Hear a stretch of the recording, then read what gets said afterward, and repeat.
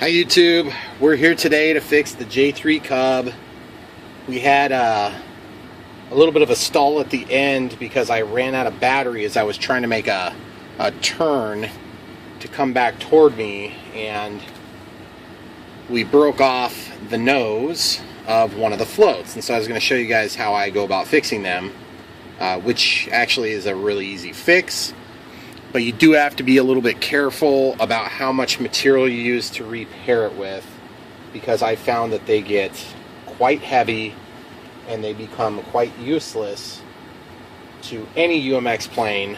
I've got this plane in my special fixture that holds the UMX planes upside down, so it makes it a little easier to work with.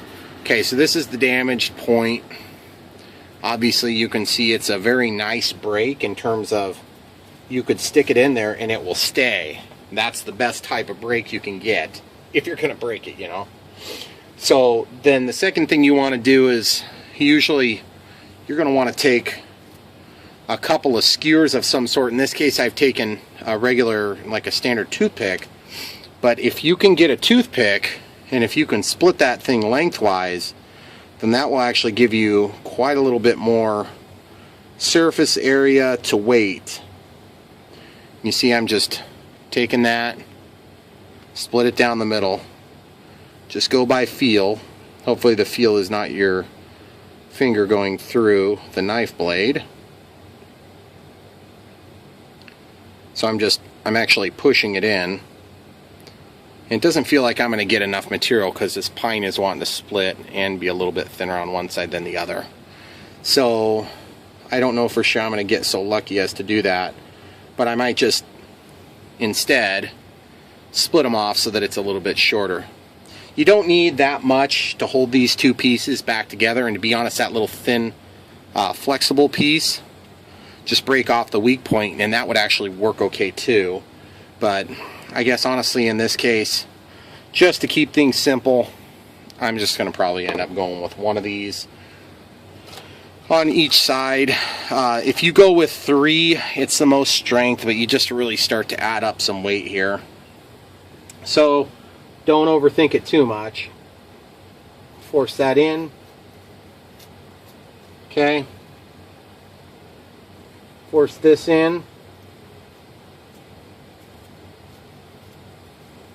You can hot knife a pocket for them if you prefer. Now option 1 is going to be to take some CA and allow it to run up into that crevice around it, and then this just gets forced in. But there is one issue there, and that is, how do I get my alignment perfect? Well, that's a really good question, and I've never found out a great solution, but I do have a solution that may or may not work for everybody. If you do it right, it sometimes works well. Pull this back out. Pull this back out. Then take one of your broken tips and just color it with this blue marker, okay? Or, you know, a blue marker, or you can do some paint if you prefer. And what you're going to do is you're going to find that hole where you had taken out the skewer, and you see it came off on my finger a little bit. Well, that's what we're going for, guys. So I'm just going to take this other one, break it off the rest of the way, go ahead and work it in there. And all this is going to do is it's going to give us somewhere to make our alignment proper. Okay? So we've got that closer to the target where we're going to be slipping in there. Okay? So you see I'm just marking that with this blue. Relatively quick order. You're going to take this, line it up, and then you're just going to get that thing pushed in, and you're going to leave it, and you're going to say, okay, surely that made a mark, and look at that, it did transfer just enough for us to go ahead and take those back out, grab those with some forceps. Okay, now we can go ahead and transpose our marks on the other side with and you don't even really have to mark or put holes in this, but I guess honestly I'll probably go ahead and do a little bit of a pilot hole just to give it somewhere to start. Okay, so I got my two little pilot holes there ready to go. Then my next step is going to be probably thin CA as opposed to thick. And the easiest way to do this, in my opinion, is to probably get it started. So you're going to do a little bit of thin CA on the tip. Just run it up and down a little bit, spin it as you're going. And this is going to want to set up really quick, so you got to get it all the way down there. Get it to the desired depth, spin it once, and leave it. Don't mess with it. Okay, then we're going to take the second one. Okay, the second one, you see where we're supposed to be going. Just refresh your memory. Notice I'm not using any kicker, guys. Not yet. You might use kicker in a minute, but not yet. Get that drip to run down to the tip. Just get that in there. Get it in there fairly quick, okay? Don't screw with it, just get it in, okay? Then you're going to take this thin CA, run it on the crack. That's going to ride up the length of that, okay? Just going to let it set, let it wick up in there. Clean off your tip. Sometimes you got to get that last little bit out of there. If you squeeze the bottle and you don't hear air, you're going to have a clog next time you go to use it. Okay, so now we've got our starting points. We could conceivably glue this now, but you got to be careful, because really you're going to want to glue that whole surface. Use these as the keys to hold it in position, okay? So what I want to do is I actually want to go ahead and use this. It's going to make up a little bit of the thickness for us on the surface of this one, okay? Okay, give me a second, I gotta clean the tip. Okay, so we got it coming out again. Just do drips, a few select areas. That's quite a bit of CA, guys. So that is going to add up on weight. And then I'm going to drip right over the hole where those things are going to penetrate. And I'm going to let it sit for a second. Just let it work its way down into the hole. And then I'm going to take, and right before I slip this on, I'm going to go on here with some gap filling, the medium stuff. And then what's going to happen is, as I slide this on, it's going to push that CA back into the other half, okay? There are other approaches to doing this. This is the approach that's worked really good for me in the past. Get them lined up on your start points.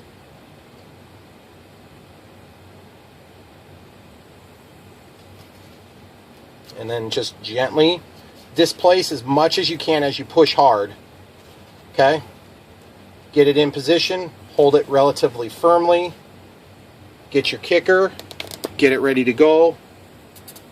Run it in there, hold it. Give it a count to 5, 6, 7, 8, 9, 10. If it ain't holding now, it's not going to hold. Okay? It is holding now. So, obviously the best option is to not crash. The second best option is to fix it as easy as possible. So now that's glued back together. And as you can see, it's actually kind of hard to tell that it was broken in the first place.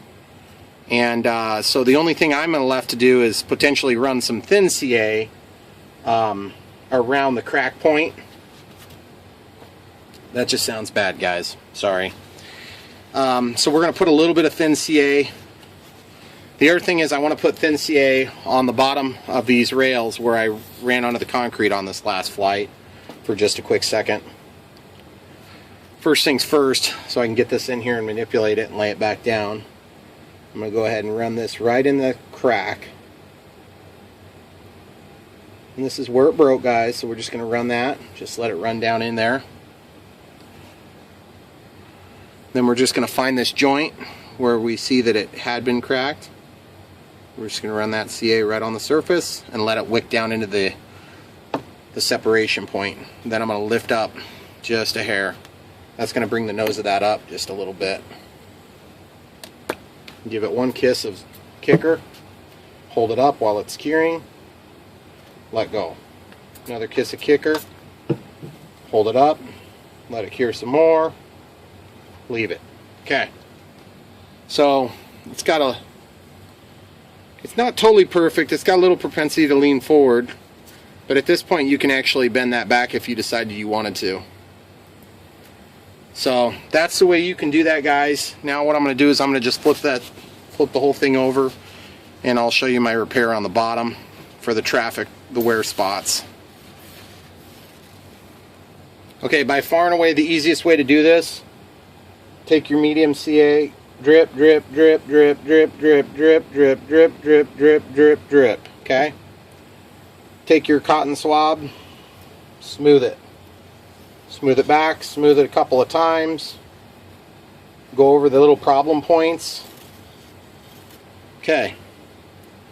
Go a little bit more, drip, drip, drip, drip, okay? And the reason that you're kind of doing that instead of doing a whole line, it's going to want to spread out anyway. Lick your finger, run it along, wipe it on your cloth. Done. Now, we're going to do the other side. It's not near as bad, but we do need to try to kind of balance this plane out, so left to right. Just going to drip, drip, drip, drip, drip, drip, drip, all the way up. It's easier to control how fast it comes out of there if you do the drips. If you try to do one line, it's going to be way more than you want. Okay, so just back and forth like this, just like this. Lick your finger, wipe down the length of it, wipe your finger off. Done. Give it a kiss kicker, boom, boom, boom, done. Now you can paint it if you decide you want to paint it, which I'm probably going to go ahead and paint it. But being as we just put kicker on there, your paint's not going to stick worth a crap. So I'm just going to wipe this off. That chemical reaction's done happening. The other thing is, you can rub it and see if it's smooth enough for your liking, because that is going to cause drag. That was kind of nasty, wasn't it? Okay, so guys, that's pretty much the gist of it. The last step is just going to be as simple as painting. So if you want to stick around for the last couple of minutes, I'll show you the silver color I'm using. If you've seen any of my videos, you've probably seen this a number of times. There's the part number, testers, enamel, silver. Very common color. Should be able to get that virtually any hobby store or Walmart. I know Walmart sells it. So what I'm going to do is I'm just going to take a clean Q-tip. Oh, that one's all poofed up. That'll work good. Just going to open this up. One little trick I always do is I always try to clean this top rim, because, you know, it gets well, I guess this is a Q-tip colored. And then you always kind of want to clean that so you can get a good seal every time you close up your paint. So we're just going to run that around, get a little bit of paint on it. And remember, guys, this doesn't have to be perfect. It's the bottom. They're going to get worn out. And that's the worst part of working with these foamies is just there's quite a bit of little repairs here and there. And if you're flying these things, guys, let's just be honest, you're going to have stuff that breaks. If you can't deal with broken parts, then UMX is probably not the type of plane you're going to like. It's just there's a lot of little things that break. And that's okay. I mean, they're light, they're very weak, but they're also light so they don't get damaged quite as bad as some of your bigger planes will. Okay, so go back in for a second dip, and then we'll just bring this down right on the seam. Get that cleaned up. Oh, looks like we have a little piece of wood or something, wood fiber that got stuck in there. So we'll just do that. Warning for you, don't forget that you painted this and go lay this on your table. I haven't done that yet, but I guess someday I probably will. You can see how nice that looks. I'm not going to sit here and say it looks perfect. It doesn't look good as new. It looks good as repaired. But it's, you know, it's not that big a deal. And these are shared floats anyway. If you've ever seen floats on a real bush plane, they're beat up anyway. So, guys, thanks a lot for watching. I've had a lot of videos posted lately. Getting a lot of new subscribers. I really appreciate you guys getting on, enjoying the footage that we put up. It's a lot of work. If you like it, give me a thumbs up. If you want to see more of it, subscribe to it. If you want to see every one, do the notifications. See this, guys? Just grab that and peel it off. You can do that later too. Looks decent. we'll see how it goes. It looks like it's got a little tendency to point down a little bit there. So we'll see how that holds up. Thanks a lot, guys, for watching.